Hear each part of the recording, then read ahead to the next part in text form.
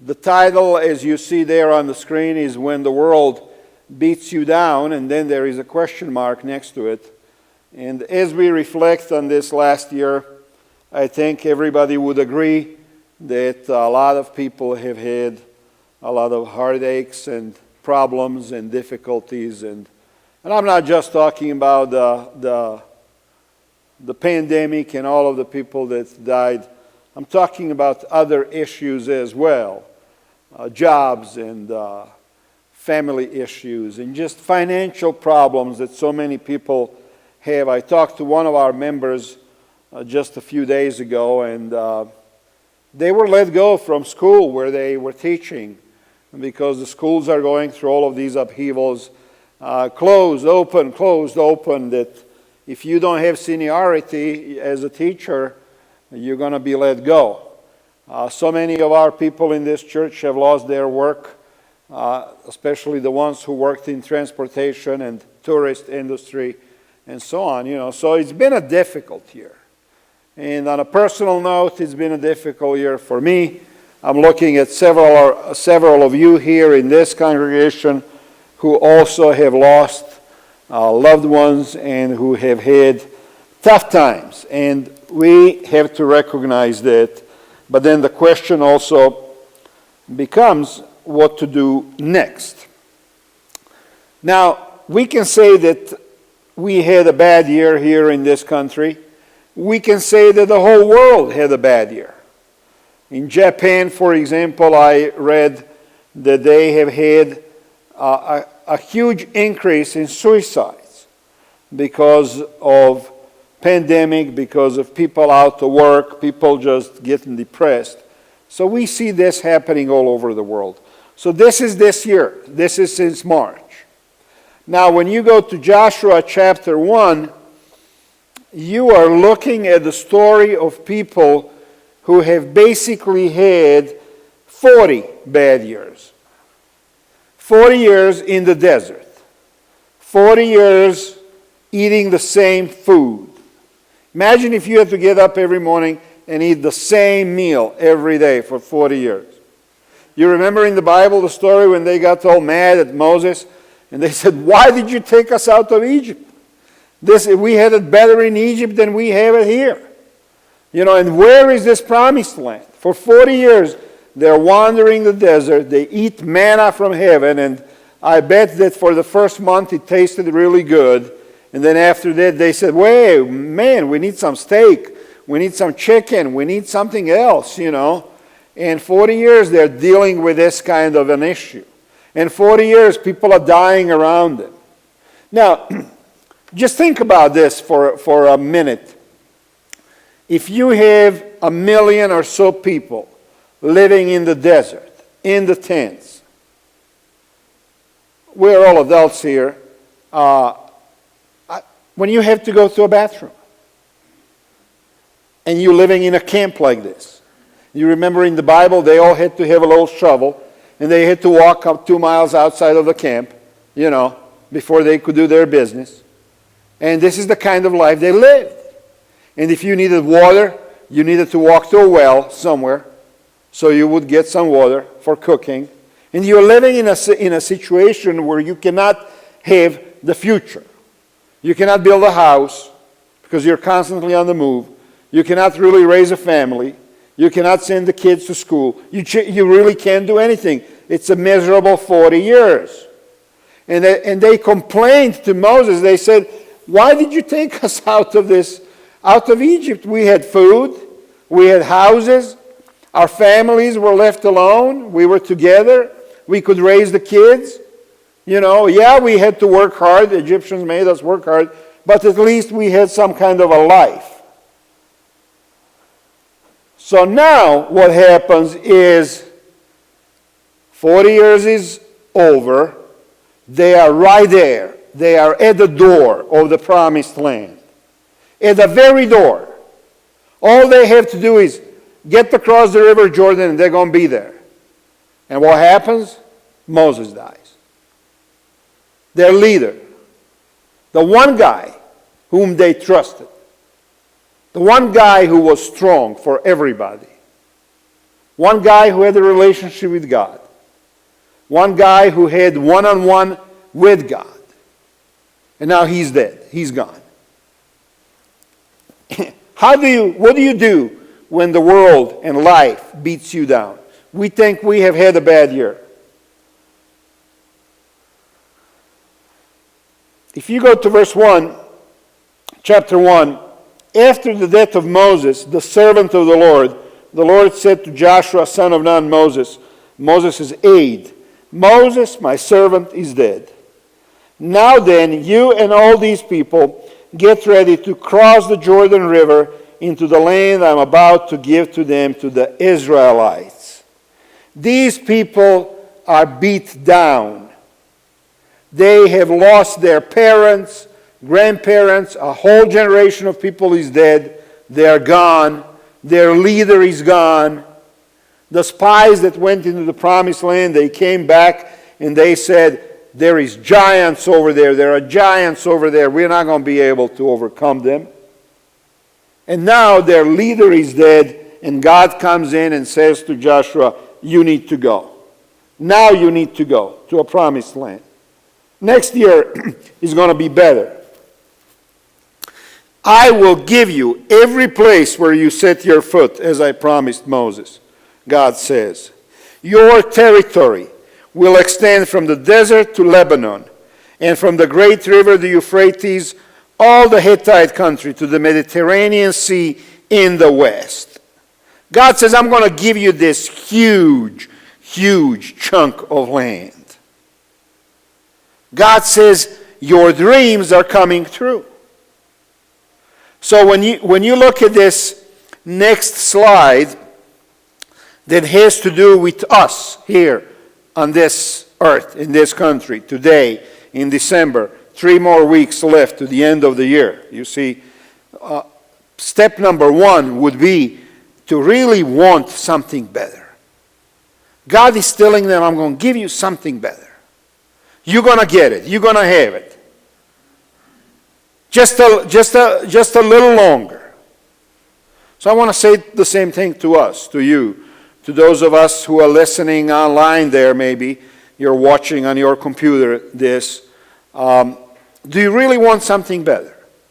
Number 1. And number 2, think about what it is that you truly, really want in your life. What is it that you really want in your life? And a lot of people, they say, well, dare to dream. Pastor Gordon, you were telling me, dare to dream about something great in my life. But so far, my life was miserable.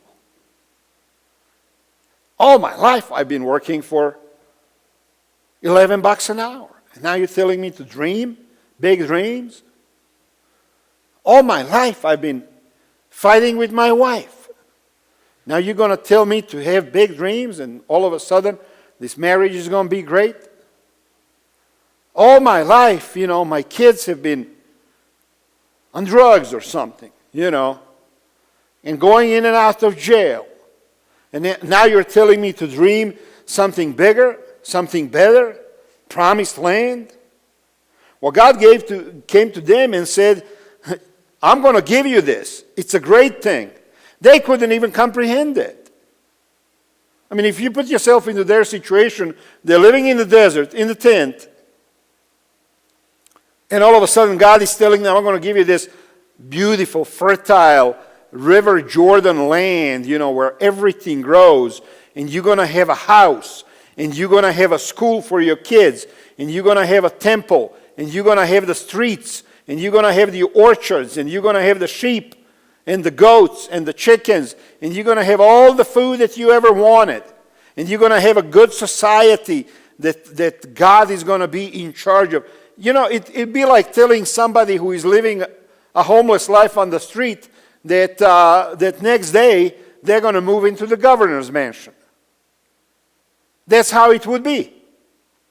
And they had a hard time to comprehend all of that. Sometimes you and I, because of our past experiences, or what has been happening in our past, we say, well, that's going to determine our future. Look at point number 3 there. See, what is now has no bearing on the future. Dare to dream. Allow yourself to want something better. Allow yourself to get into the promised land this next year. What was your life in the past doesn't have to be your life in the future. It has to change. Nothing in your current experience, nothing needs to suggest that that's how your life is always going to be. So God is coming to them and He's saying, things need to change. Be prepared. We are moving into something better. You know, as you and I are going into the next year, 2020, why not dream about something better? Why not say, you know what? Yeah, maybe all my life I've been working for $12 an hour, but next year I'm going to be working for $40 an hour. Maybe, yeah, I had bad situation in my marriage or with my kids or with my neighbors, but it's going to change. It's going to be better. My life can be 10 times better than what it was in 2020. You can say that. You can think that. You can feel that. You can start thinking about changing your mind and changing your attitude on these things. So, in verse 5, God comes in and talks to Joshua some more, and He says, no one will be able to stand against you all the days of your life. As I was with Moses, so I will be with you. I will never leave you or forsake you. So God is reminding him. God is aware of the fact that they are grieving for Moses. God is aware of the fact that they have suffered a great loss. God is aware of the fact that you and I have had a tough year. God is aware of that. God is aware that maybe some of us have lost people that we love and we care for. And I look around this room, and everybody has lost somebody. And if not, we will.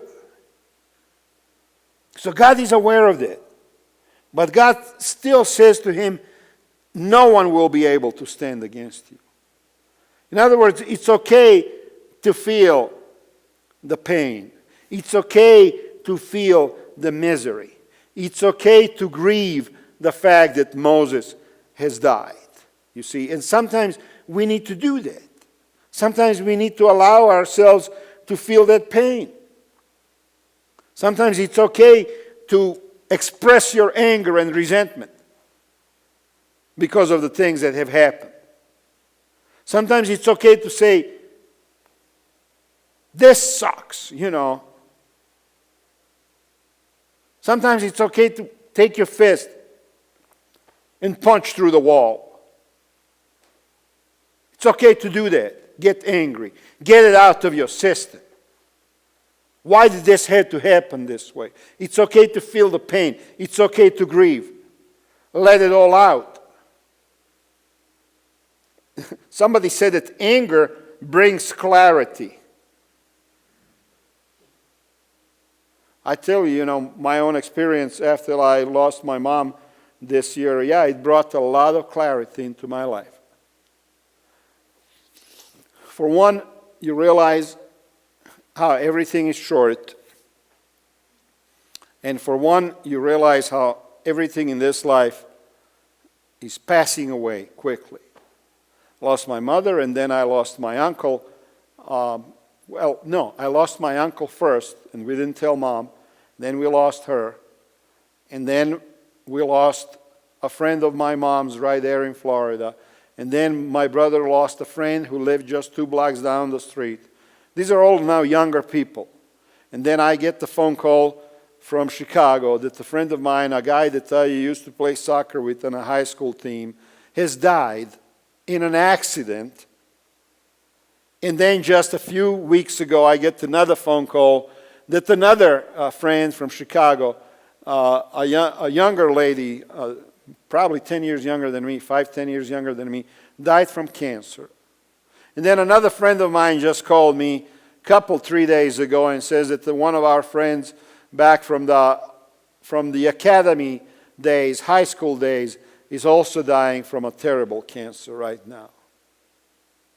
And when I counted all the people that I have lost this year, friends and family, close to 20 people. And you look at that and you have anger. And you have grief. And it's okay to feel the pain. It's not okay to just disconnect and say, I don't want to think about this. It's good to process it all. It is good to look at it and to process the loss and the pain, because once you do that, it will move you, it will spur you to action. And it may feel uncomfortable to think about these things. It may feel uncomfortable to look at the pictures of your mother or your husband or your somebody who passed away. But it's good to process it. It's good to deal with it. It's good to look at all of the bad things that have happened this last year and think about it and just move it out of the way.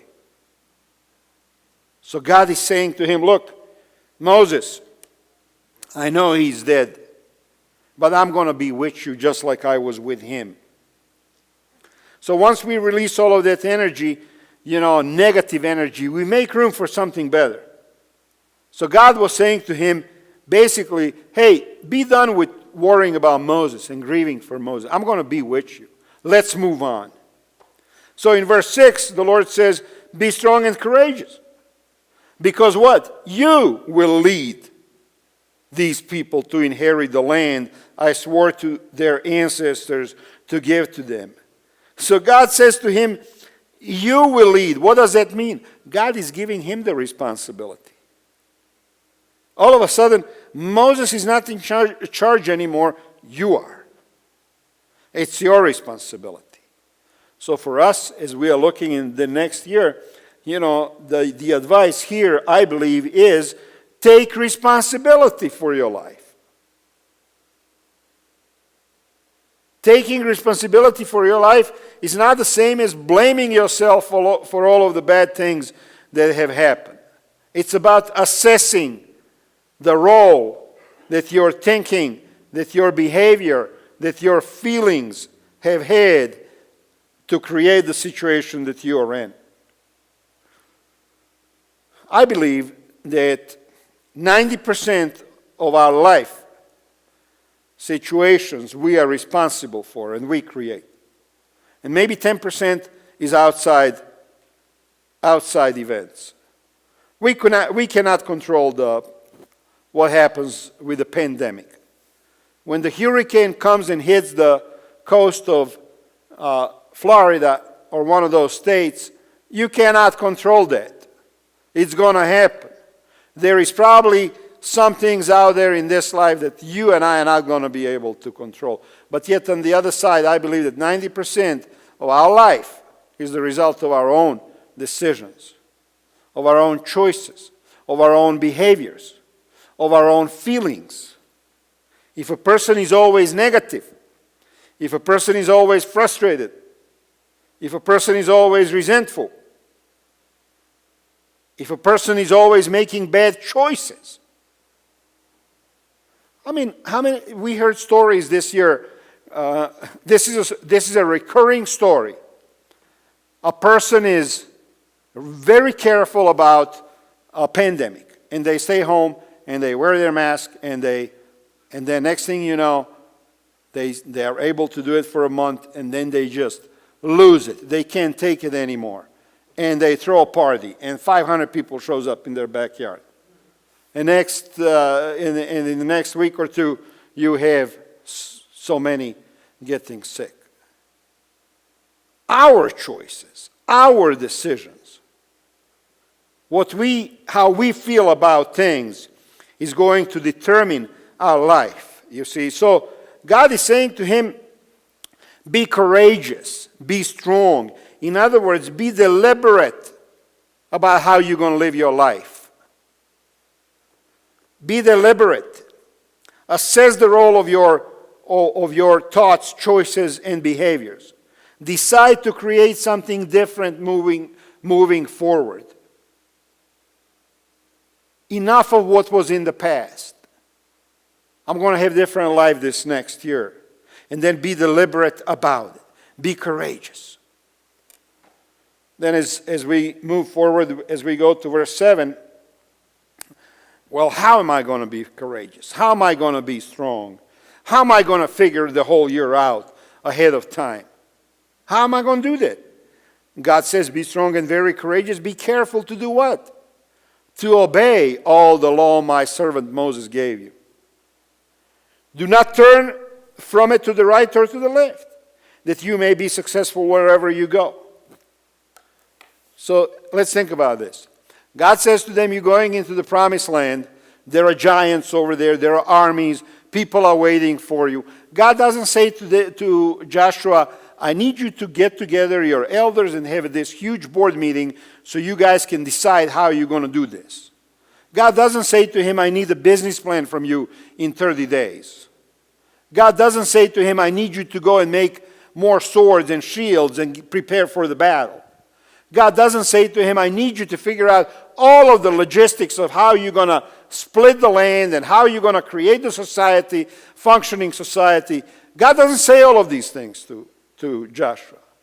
And you and I say to you, let's have a better year next year. You cannot figure everything out for next year. You cannot sit down now and say, January 1 through December 31, here is how it's all going to look out. You can't, because you don't know what all that's going to happen. You don't know, you cannot predict everything that's going to come your way. So look what God says to him.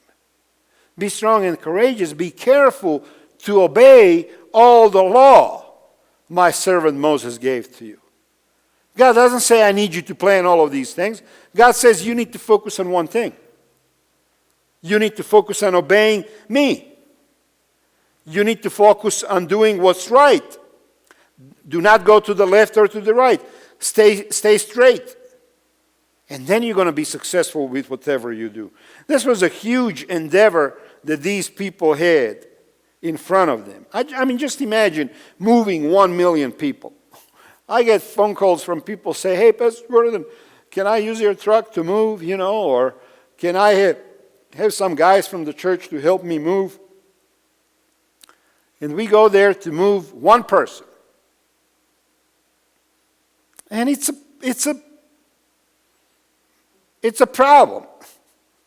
I had a lady one time call me and say, Pastor Gordon, I got to move this afternoon. And I knew who she was. And Don Grolman was still alive. And he had a big truck and he had a big trailer. And it was Friday morning. I just had a funeral. I was in my suit and tie. I did not have time to call anybody else at the church. And it was Friday. People are working. And she needs to move. And I called Don and I say, Don, can you help me? And he says, grudgingly, he was not happy because it was Friday. We're moving one person. So he says, I'm going to come. So he comes with his big truck and his big flatbed trailer. And we go to her house. And it's not a house. It's a building, and she's on the 13th floor. And the moving elevator is broken. And the only elevator that's available is a small two-person, basically you can fit 2 or 3 people in there. And we go into there. I bet you it took us 5 minutes for that elevator to get up. And we go and we grab a few things, and we go down there, and we exit the building, and it starts pouring. Now my jacket is off, my tie is off. I'm in my pants and church shirt. Don is, freaking out. We're moving her until midnight. One person.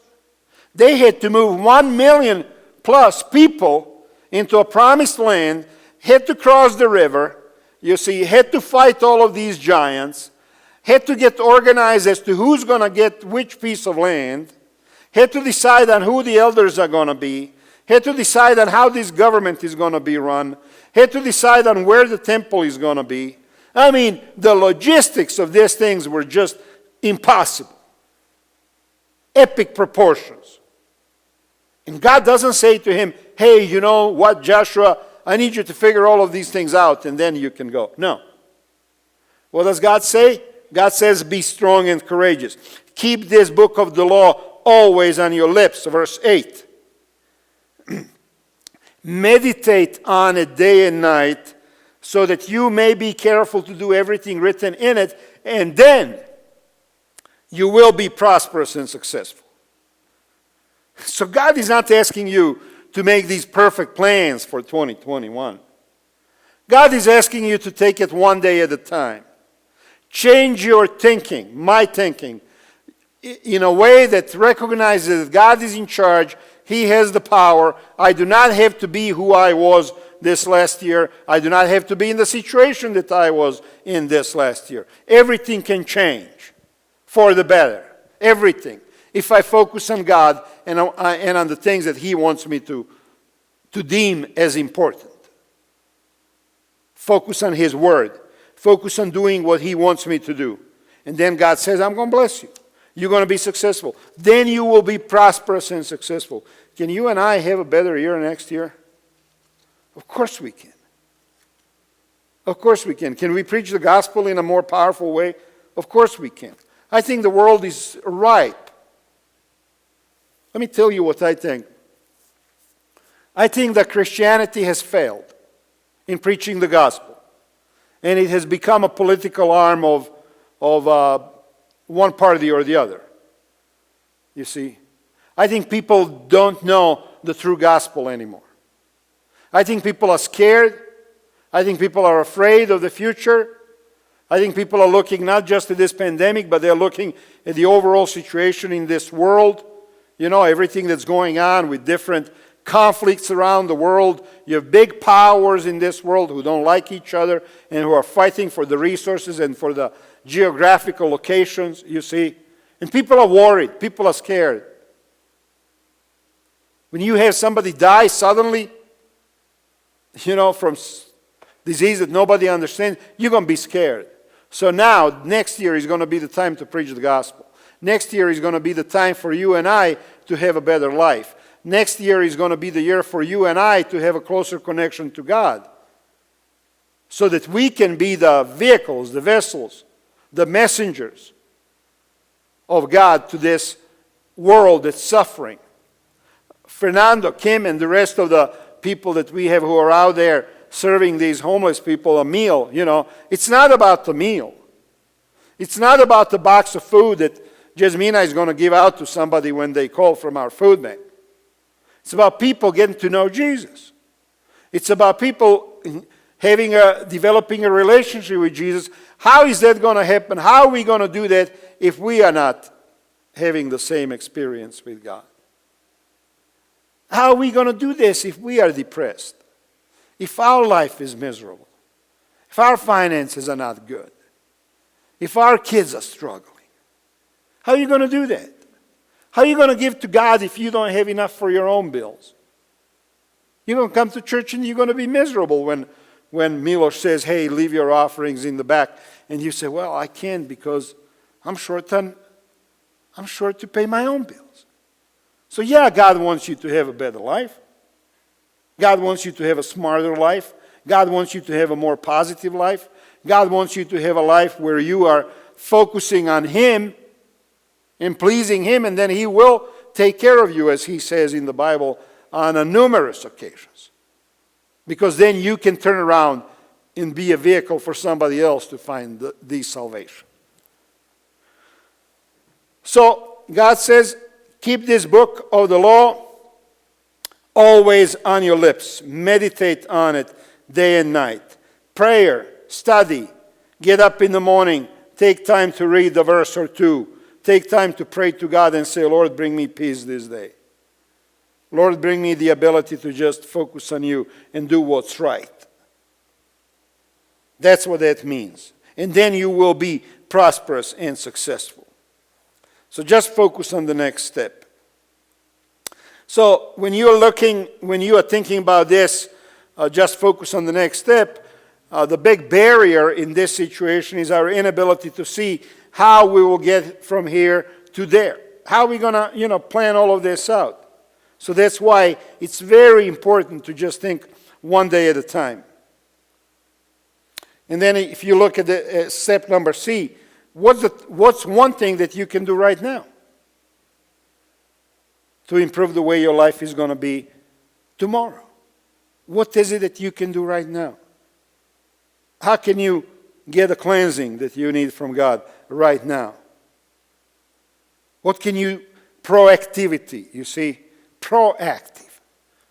I'm going to go and do something today that's going to make my life better tomorrow.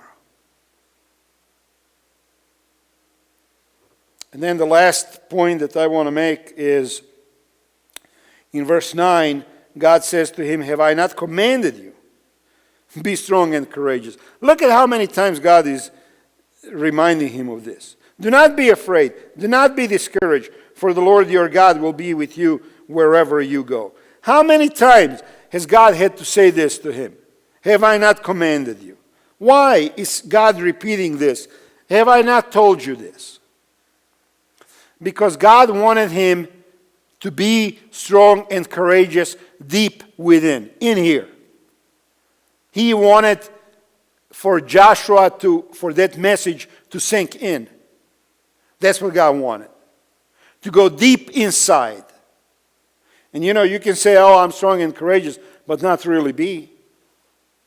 You can say, oh, I can handle this, but maybe you can't really do it. Somebody said, and I wish I had a quote, somebody said that our world is truly created from the inside out. Meaning, what's in here is going to create what's out here in your life. Our thoughts, feelings, and beliefs determine the experiences that we are going to have. Our thoughts, feelings, and beliefs. What do you believe? If you believe that my life sucks and it always did and it always will, well, that's what you're going to have. If you believe it's time to cross into the promised land, then that's what you're going to have.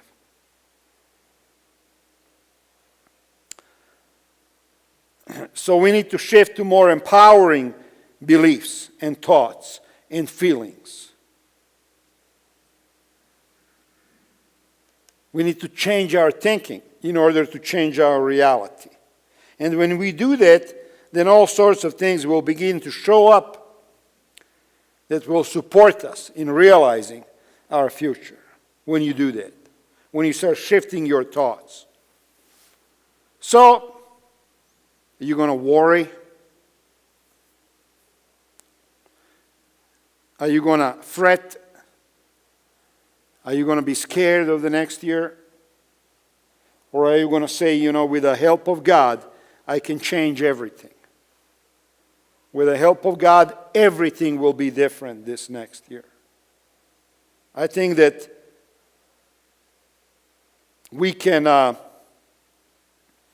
a dramatic shift in our lives this next year. I really believe that. Not because of what's happening in this world, but because of how we are going to shift our relationship with God. And I think that every one of you, as you're sitting here and listening to this, I would like you to think about how you would like to see your life changed. Not just to be a little better, but to be 10 times better than what it is now. What would you really like to see happen in your life? What things would you really like to see changed in your life for the better?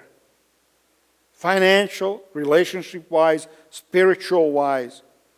What do you wish for your kids? What do you wish for this world? What do you wish for this community? What do you wish for this neighborhood? What do you wish for your city where you live? What do you wish for your heart? You see, God wants you to dream big because He's a big God.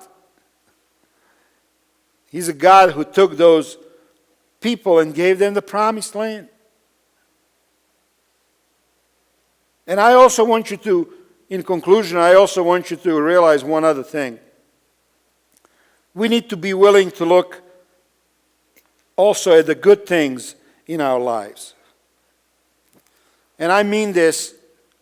I think that all of us here in this room, we have it good. We have it good. We have good lives. And maybe we lost a loved one in the past. And we still have it good because Jesus is going to restore that loved one to us when He comes back. And had they stayed in this world, all they would have had was misery. So we have it good. Our street beat people, they run into people in the outside there in this cold weather. You ran into a lady who sleeps on a pile of garbage. You ran into a guy, you gave him a meal, and he asked for 2 more because he probably didn't eat 3 days. We have it good, guys.